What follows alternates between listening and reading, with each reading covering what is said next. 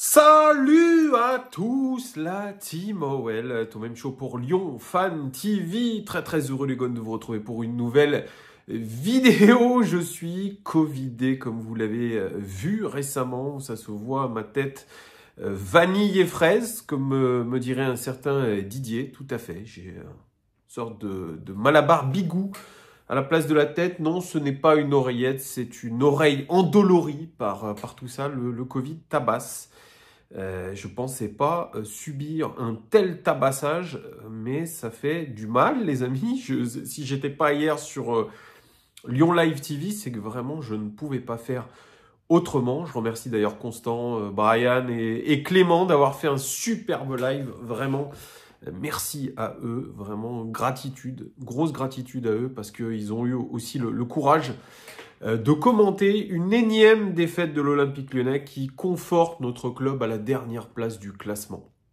Avant toute chose, n'hésitez pas à vous abonner, n'hésitez pas à mettre un pouce, ça fait toujours plaisir. Donc comme je vous le disais, défaite hier, 3-2 contre le RC Lens. RC Lens qui venait de prendre une clacasse atomique en Ligue des Champions contre Arsenal. Et nous qui avions un coach par intérim, un nouveau coach, Pierre Sage, dont j'ai parlé il y a quelques vidéos. Pierre Sage, l'universitaire, Pierre Sage, le maître tacticien, Pierre Sage, directeur du centre de formation de l'Olympique Lyonnais, qui se retrouve dans le grand bain, qui a eu surtout 48 heures pour préparer ce match contre Lens.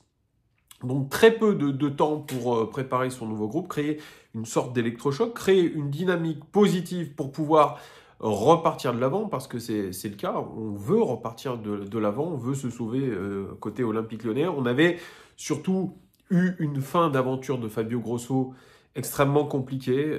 L'équipe nous a révélé quelques croustillants dessous ou détails de la relation entre Fabio Grosso et les joueurs. Preuve que dans ce vestiaire, il y a de sacrés taupes, il y a de sacrés joueurs qui se permettent de s'épancher dans la presse, et ce qui est absolument dramatique, ridicule, indigne, voilà, mettez le mot que vous voulez. À savoir, en gros, Fabio Grosso avait dit à ses joueurs, écoutez, si vous voulez que nous partions, moi et mon staff, allez voir le président. Eh bien, ça a été le cas, je pense. D'ailleurs, Lacazette a répondu à une question de Prime Video en disant oui, c'est pas le problème des joueurs formés au club, il y a eu toutes des histoires avec ces fameux leaders, etc. Maintenant que le nouveau directeur sportif est arrivé, je pense qu'il va prendre la parole pour raconter vraiment ce qui s'est passé. Vous savez, cette fameuse vérité, pareil dans le dossier Galtier, quand Didier Digard et d'autres joueurs disaient vous inquiétez pas, nous allons révéler la vérité, la vérité va arriver, etc. C'est de la com à 2 balles. C'est une com absolument ridicule que je ne cautionne pas non plus. Et on voit que dans ce groupe de l'Olympique Lyonnais, il y a des pommes pourries. Et on a besoin, je pense, de joueurs qui soient concernés, mais qui soient aussi intègres. Et je pense que dans ce groupe, il manque de joueurs intègres. Bref, tout ça pour dire que Pierre Sage avait une drôle de mission, en tout cas une mission qu'il a pris à cœur et qu'il a prise sur le qui-vive, voilà, où il a eu vraiment très peu de temps pour s'entraîner, il l'a dit. Ils se sont quasiment pas entraînés, il leur a fait de la vidéo, il leur a fait des diapos, je pense qu'il a fait son travail d'universitaire pour leur dire, écoutez les gars, on va revenir à quelque chose de simple, comment défendre, comment attaquer, et puis on verra ce qui va se passer. Il a refait, je trouve, une composition d'équipe cohérente par rapport aux forces en présence. Un fameux 4-2-3-1 avec le retour de Lovren en défense centrale, avec le retour de Lacazette en tant que titulaire et en pointe, et un Ryan Cherki mis dans les meilleures conditions, à savoir numéro 10, Nuama à gauche, et surtout la titularisation de Moreira qu'on n'a pas souvent vu. Donc beaucoup de percussions sur les côtés. Et ce qu'on peut dire, c'est qu'on a été plutôt, je dis bien, fringant sur ce match-là. On a été plutôt intéressant, je trouve.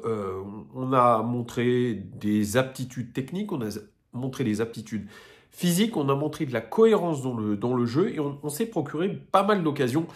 Malheureusement, c'est un petit peu là où le bas blesse côté lyonnais depuis des lustres et des lustres, c'est que nous avons des problèmes d'efficacité.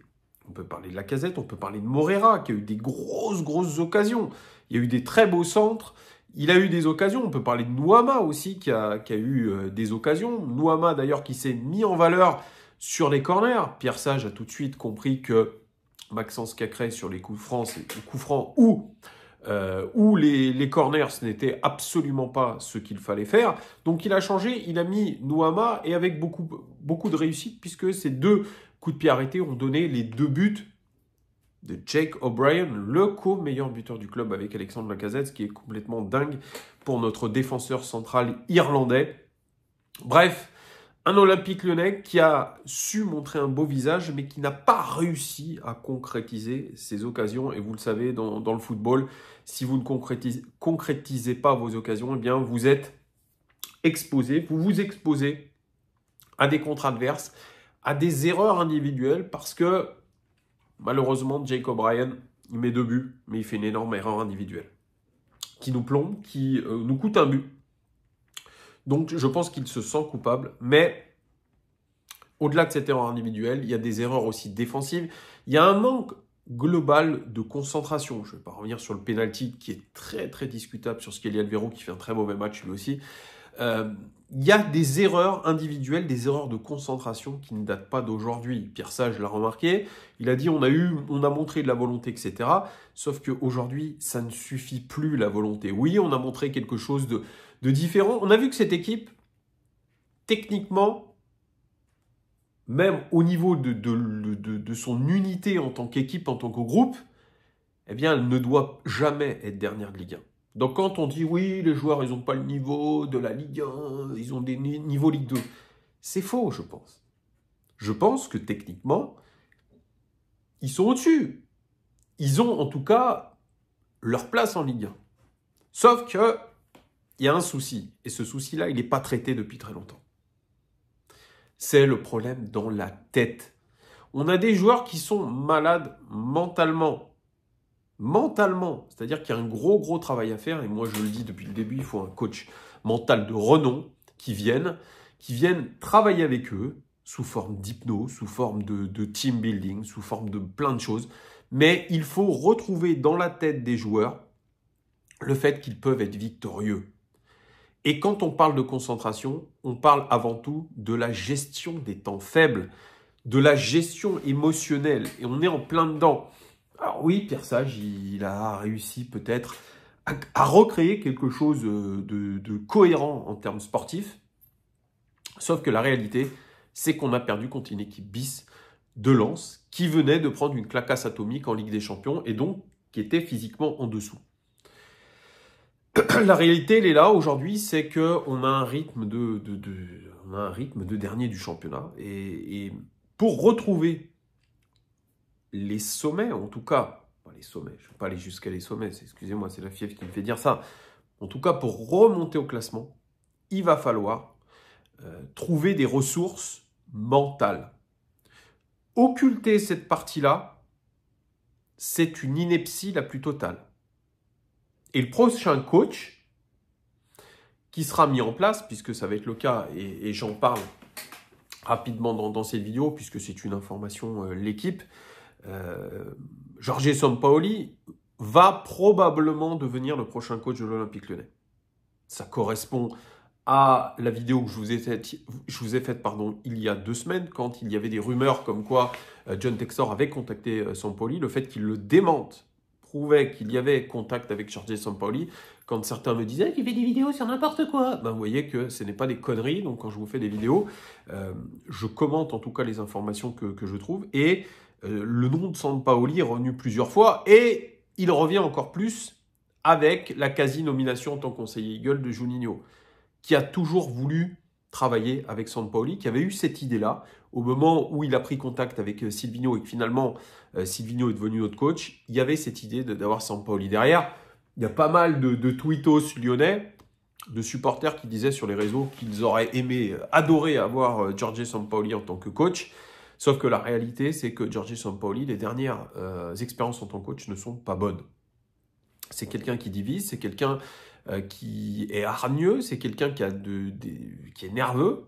Est-ce que ça va fonctionner avec des joueurs qui veulent être coucounés, qui veulent être bercés, qui jouent à l'affect? J'en sais rien. Il va falloir attendre en tout cas la décision officielle. David Friot qui a parlé pour la première fois hier sur Prime Video. Lui dit l'urgence c'est de prendre des points. Oui, bah merci, on le sait, l'urgence c'est de prendre des points. Il a dit que Pierre Sage serait là donc pour le match de Lens et probablement pour le match contre Marseille.